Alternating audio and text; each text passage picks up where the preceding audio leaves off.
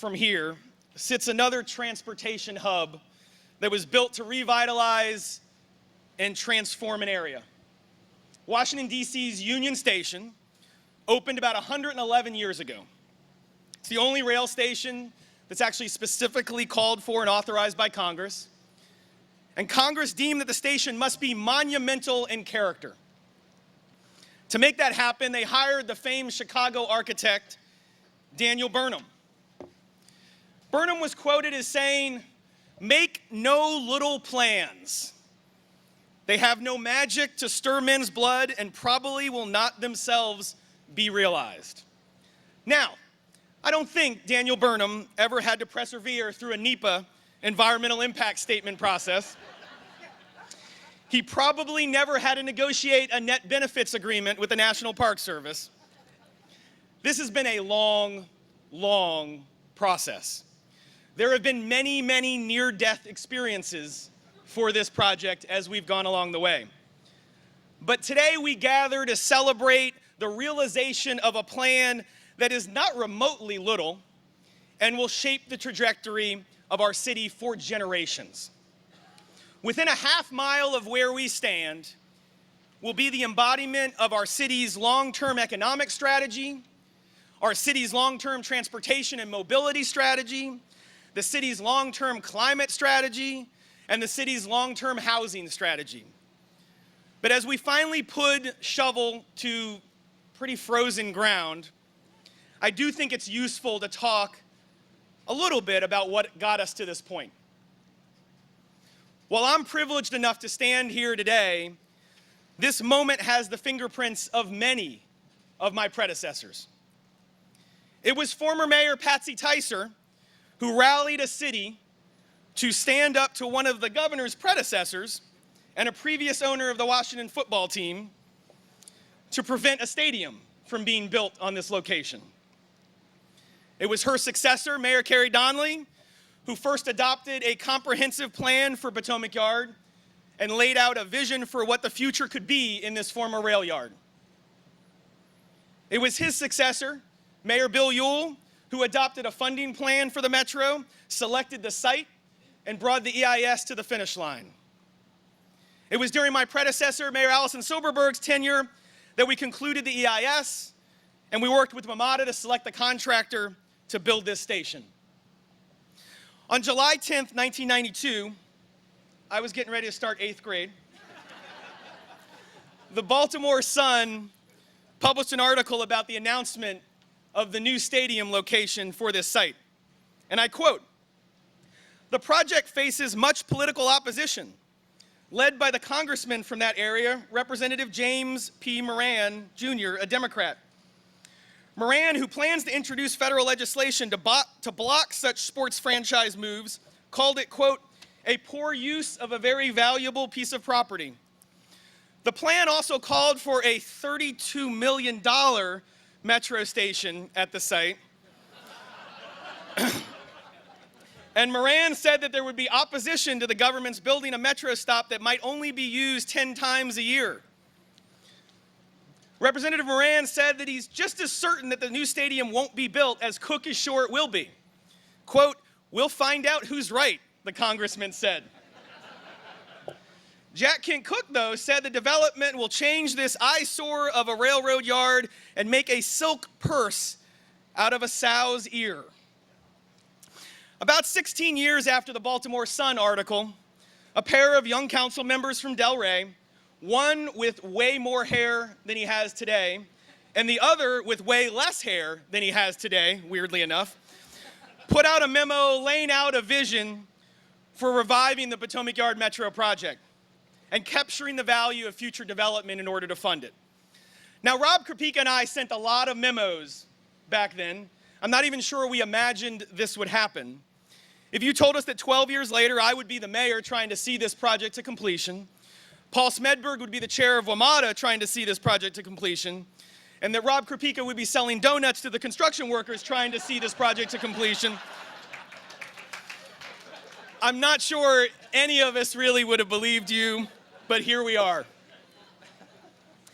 A few months later, we planned to use the first round of money from the Northern Virginia Transportation Authority to fund a feasibility study to see if it would actually be possible to build a station on this site. Yet that was not to be, as the Virginia Supreme Court in quick order invalidated the funding mechanisms for NVTA, and all that money had to be given back. We found some local money that we reallocated to the Potomac Yard Metro, and that was the first real funding for this project, and we are off and running. Today, the NVTA is a critical funding partner on this project. We're pleased to have Monica Backman, the executive director, and Marty Noe, the chair of NVTA, along with funding and financing from the Commonwealth and a variety of local sources. We recently issued our largest ever bond issuance in support of this project at record low interest rates. The debt will be serviced by the growth this station has already created and will create for generations to come. There are many, many people and many, many events without which we would not be standing here today. But there is perhaps nobody more essential to this project and to its existence than our city manager, Mark Jenks.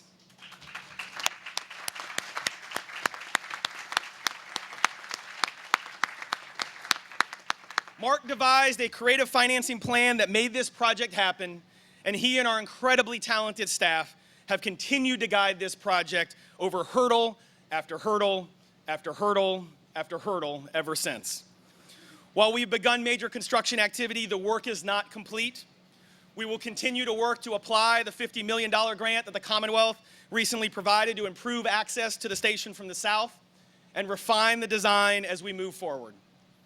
Throughout the last quarter of the century, it has not been the politicians and the bureaucrats who have kept this project moving and kept it alive. It has been our residents in adjacent neighborhoods and those residents around the city who have strongly supported this project because they recognize the impact that it will have. This station will happen because of the persistence of the residents of this city. And I am so excited that we will deliver on that vision. This will be their station. At this point, I am so honored to introduce the 73rd governor of the Commonwealth of Virginia, Governor Ralph Northam. Thank you. Wow, good work. Thank you very much. Thank you. You're a tough act to follow. No, thank you. Wow. Well, good afternoon. And thanks so much for all of you being here. This is really an exciting day to have this groundbreaking. And first of all, just really giving credit where it's credit is due. And our mayor just went through a list of folks. This is definitely a team effort that has made this happen. It is great to see our legislators from Richmond, our local officials. Thanks for all of you that you've done. And just an exciting day for Northern Virginia. I've had a couple, we've had a couple, I would say, in Virginia. I think really exciting achievements this past year. One of them was when Amazon chose to make this area their second home. We were certainly very proud of that, and that was a collective effort throughout the Commonwealth of Virginia. But another day that was also very proud to all of us was when CNBC named Virginia the best state in which to do business in this great country of ours. And the point that I would make to you at this stage is that in order to maintain that status, in order to continue to drive our economy forward, we must invest in our transportation and infrastructure. And it is clear that we cannot continue to pave our way out of congestion. So the addition of this metro station is just key to the economy here, but also to the economy of Virginia. This new Potomac Yard Metro Station has been a long time coming, as our mayor has said, and to the leaders of the City of Alexandria, Ramada, and DRPT, job well done, and congratulations to all of you. Thank you.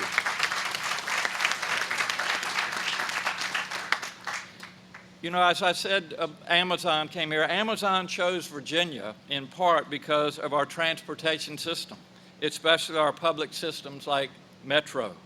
Our transportation system is the foundation of our economy. It takes us to work, takes us to home, and it takes us to school. It is critical that we continue to invest in this system. Last year, I worked with the General Assembly to approve dedicated funding for Metro so it could get back to being the system that our citizens deserve. Our public transit systems all across Virginia are a critical piece in connecting Virginia to job opportunities. Transit provides $3.5 billion annually in economic benefits to our Commonwealth. This year, Virginians took 172 million rides on public transit, 107 million on Metro alone. Ridership is growing. In fact, 19 transit agencies reported increases in ridership in fiscal year 2019. It's clear that Virginians want more transportation options and that public transportation continues to be a smart investment. That's why the budget I announced this week includes new transportation funding, included a significant increase for our statewide transit capital program. Today, we're breaking ground on this new metro station, which is a critical piece to the redevelopment of Potomac Yard. This station will help accommodate growing demand in the Route 1 corridor, and it will serve Virginia Tech's Innovation Campus, along with Amazon, HQ2, along with new businesses that want to be near this project. The financing for this project is a great example of a local, state, and regional partnership, and it ensures that work can start on Potomac Yard today. We appreciate the commitment that the City of Alexandria is making to Metro and to transit. Mass transit eases congestion and it encourages economic development, and it's a smart investment for us to make in our future. So I want to, again, thank everybody that was involved in this, and there are a lot of people that need to be credited, and also congratulate all of you for a job well done. And on behalf of Pam and me, and on behalf of the Commonwealth of Virginia, I want to wish all of you a safe and peaceful and relaxing holiday season. I see some of our elected officials up front, and I would just encourage all of you to get up your energy over the holiday season, because we have a lot of great work to do in 2020. Thank you all so much, and happy holidays.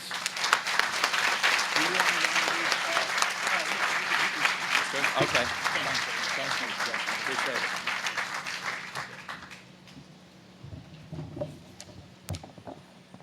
Thank you, Governor Northam, for being here today. We really appreciate it.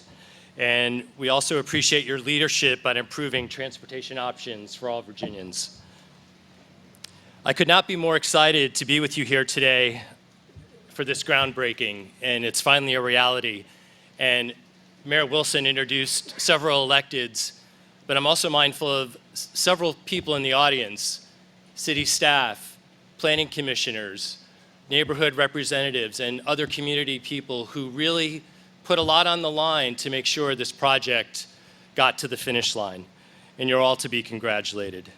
As a member of the Alexandria City Council for 15 years, it has been a privilege and sometimes a roller coaster to be so closely involved with bringing the Potomac Yard Metrorail Station to life.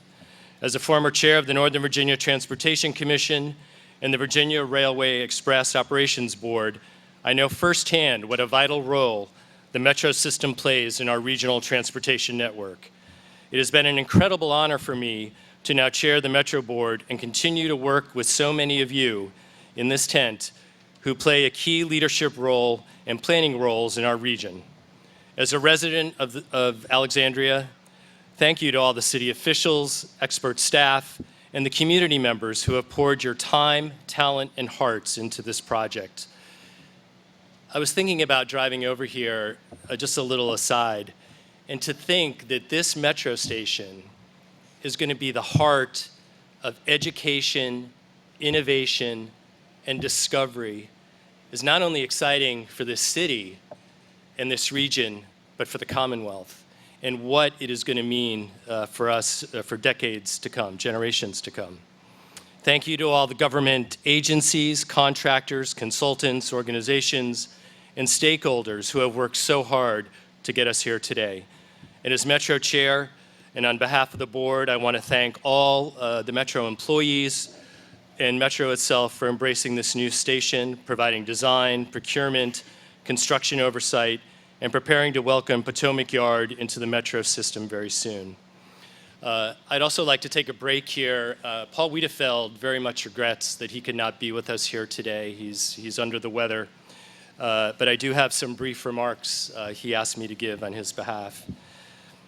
I'd like to congratulate the City of Alexandria and its partners on today's groundbreaking.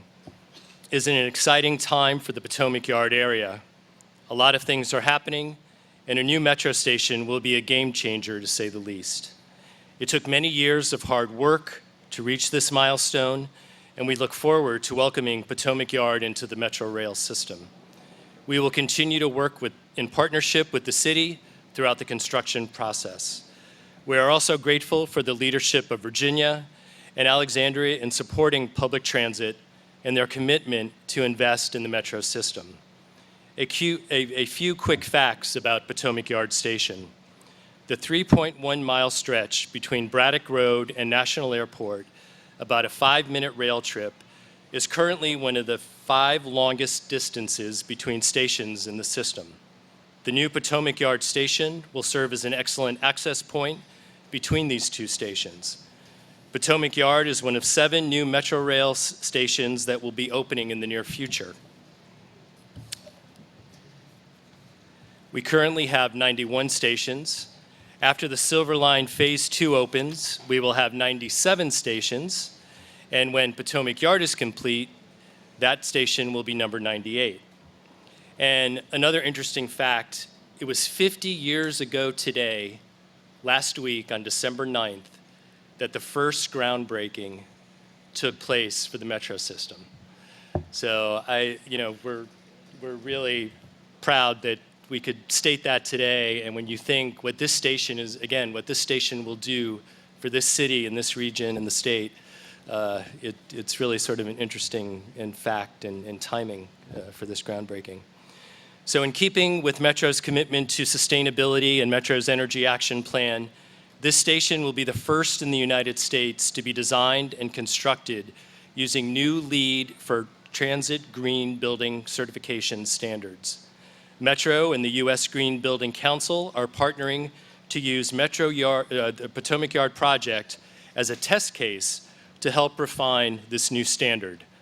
This reflects the efforts already underway in Alexandria and Virginia to create a more sustainable community. Again, I want to thank the City of Alexandria and its partners on this important project, and we very much look forward to the Potomac Yard Station entering and joining the Metro family. On behalf of Paul Wiedefeld. So again, thank you very much. And next, I'd like to introduce Marty Noe, Chairman of the Northern Virginia, are you still chair? Oh, he's still chair. Still chair. Still chair. Still chair, Marty. Still chair. 12 days. 12 days. 12 days. 12 days left. Sorry about that, Marty. Actually, Marty and I first met many years ago at Sorensen. We were in the same class with Jen McClellan, Larry Roberts, you, me, I forgot a few others. But yeah, so Marty, welcome.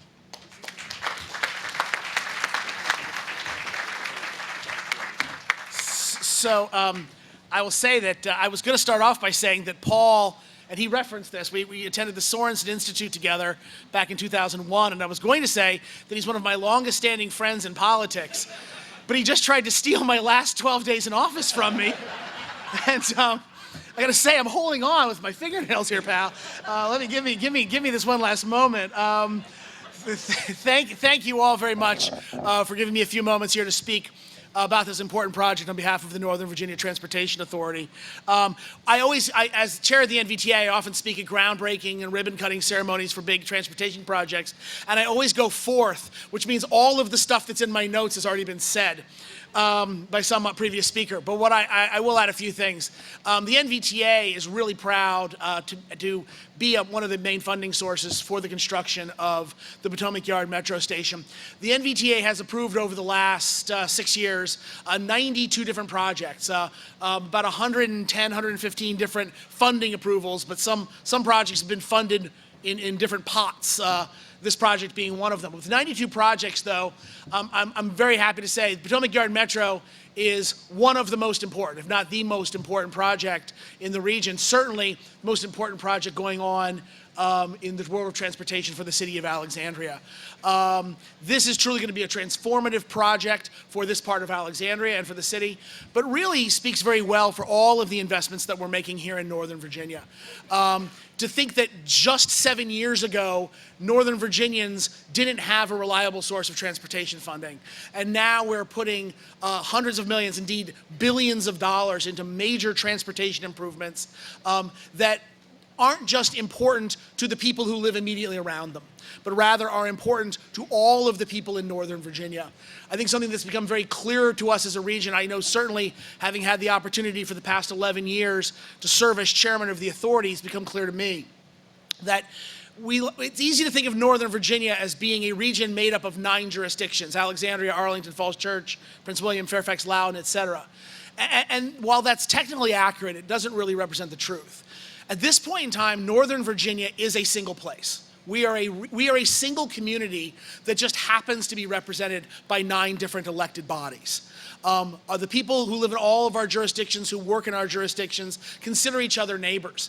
And not only are we a single community, but we actually are one of the most dynamic and vibrant communities in the entire world. We have a high level of education. We have a high level of employment. Frankly, we have a high level of wealth in our region. But with that comes its challenges.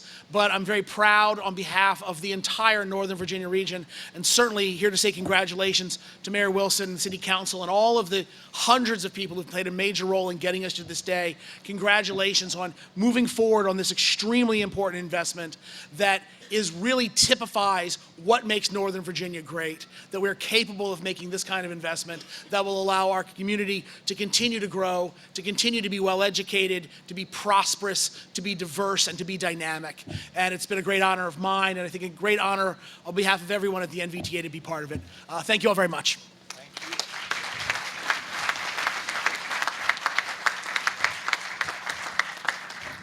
Good afternoon.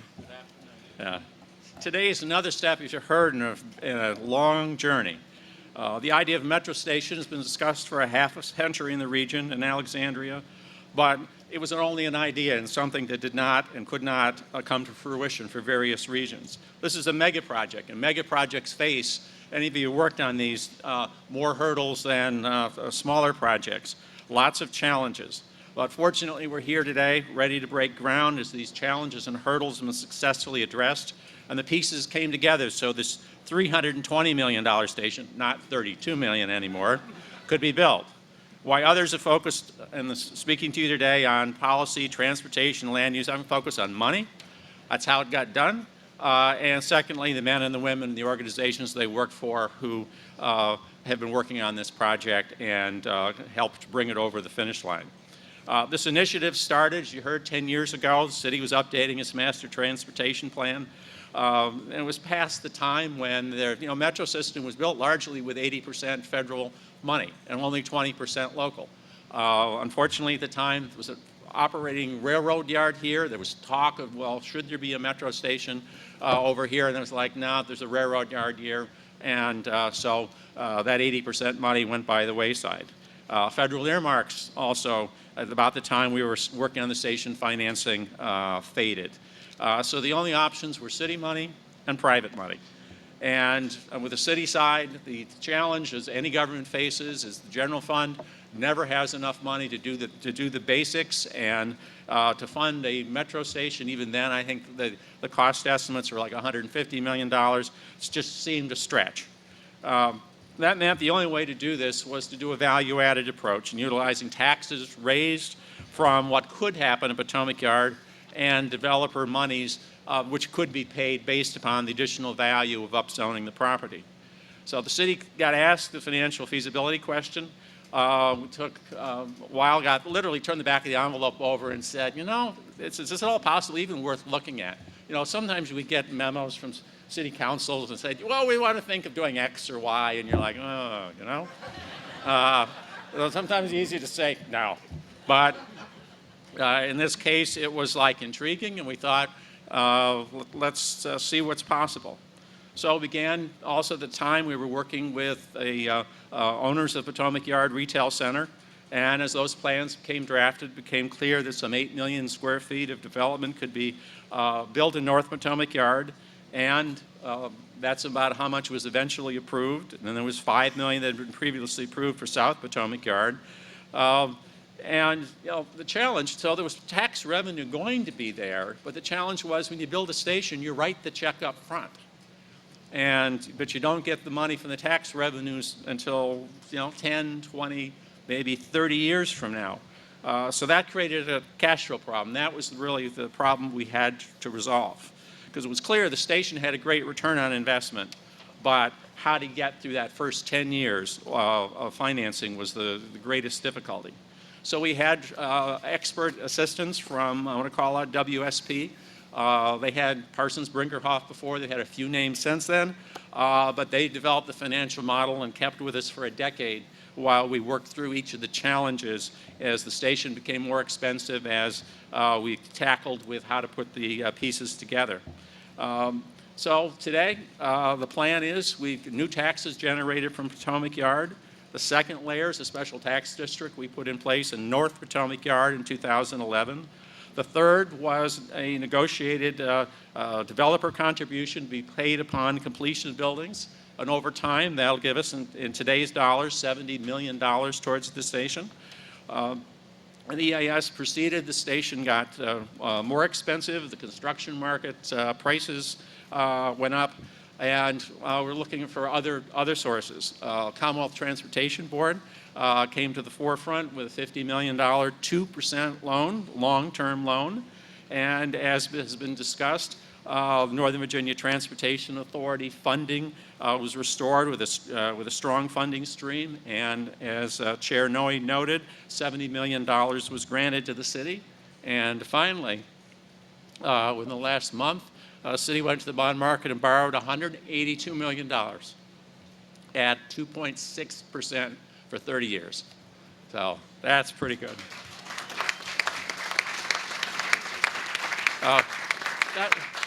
That's the financial part of this. But to build a station like this, the phrase you've all heard is it takes a village to raise a child. Well, it takes a city plus to build a metro station. So I want to recognize many of those persons that made this possible. First is thanks to current foreign mayors and city council members. We've had 5 different city councils since we started working on this last 12 years plus on the station. And I want to call out Councilman and Sugar Shack mogul, Rob Krupika, and Mayor Wilson for being kind of the first kind of pushing and asking questions about this and helping kind of get into the transportation plan and moving it forward from then.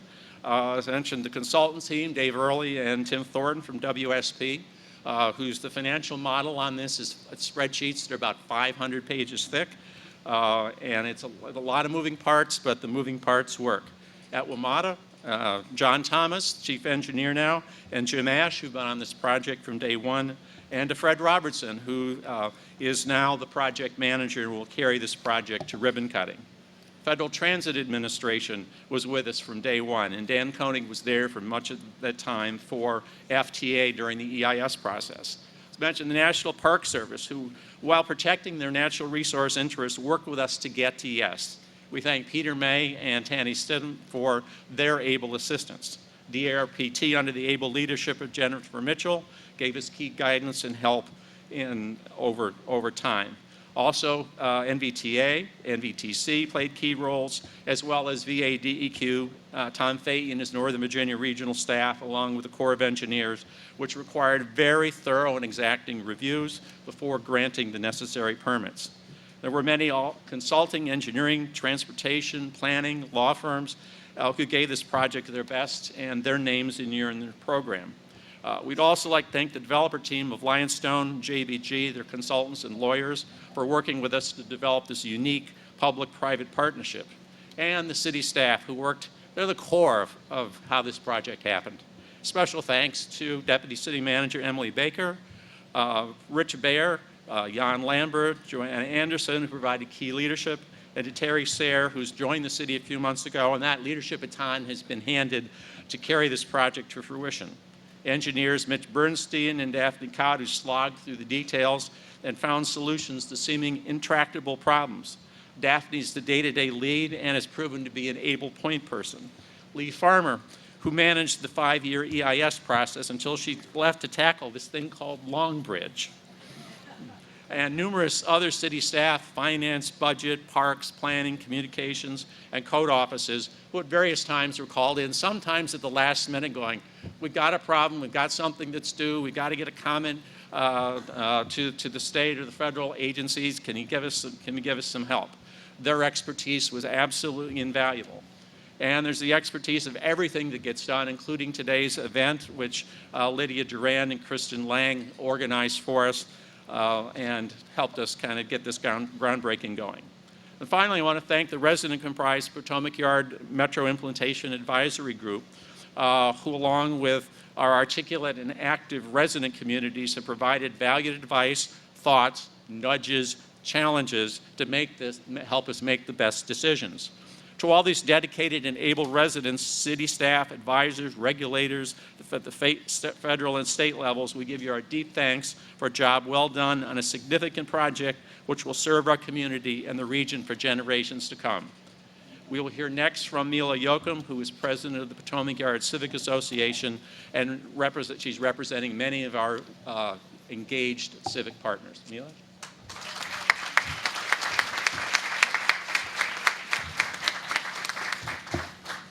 Welcome to Potomac Yard, a place I call home.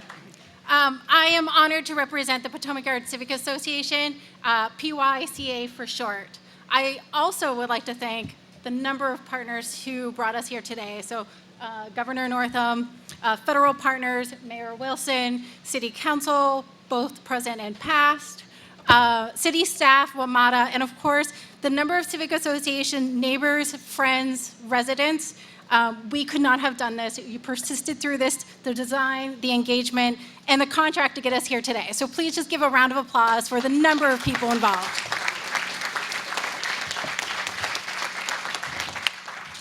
Collectively, we have spent countless hours together, debating, conceding, agreeing in various parts of the project, but we all agree that building the station was imperative. Today, we take one moment, this very moment today, to celebrate that milestone of coming together. Like many of our neighbors and friends, you'll see them around wearing yellow and blue to represent our support for the station, and specifically the south entrance. My husband and I are new to Alexandria and Potomac Yard. We wanted to find a home. We wanted to find a place to call home. We came, we looked, we bought into the vision of Potomac Yard. We bought into the station, the homes, the parks, the trails. That's what attracted us to this neighborhood. We were excited to be part of the development and the proposal of the metro station and all of the development we call Potomac Yard. And together, my neighbors, my friends, we formed the Civic Association. We know the station was an important part of our identity in Potomac Yard. It was part of the decision we all moved here as neighbors and friends. We know this development will anchor much of the things happening to the north. It will bring new stores, new restaurants, and places to entertain. I personally can't wait for the day when I can walk down the street to my favorite restaurant when that development comes in. Love you, Del Rey and Old Town, but it would be nice to have it in Potomac Yard. This groundbreaking and this station will be that junction of bringing us together. It will bring Potomac Greens, Potomac Yard, Del Rey, Arlandria, and even our friends in Arlington and the district to our community, and we look forward to that day. We are eager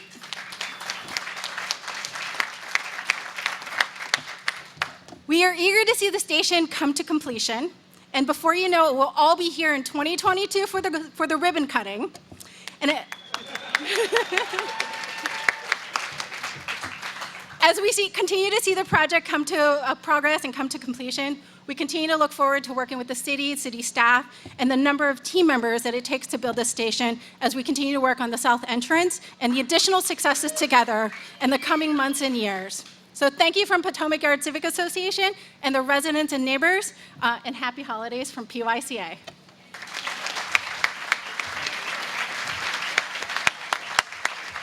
All right. everyone can grab your jackets, your scarves, your hats, your gloves, and we're going to go outside and break some ground. Thank you very much for being here today.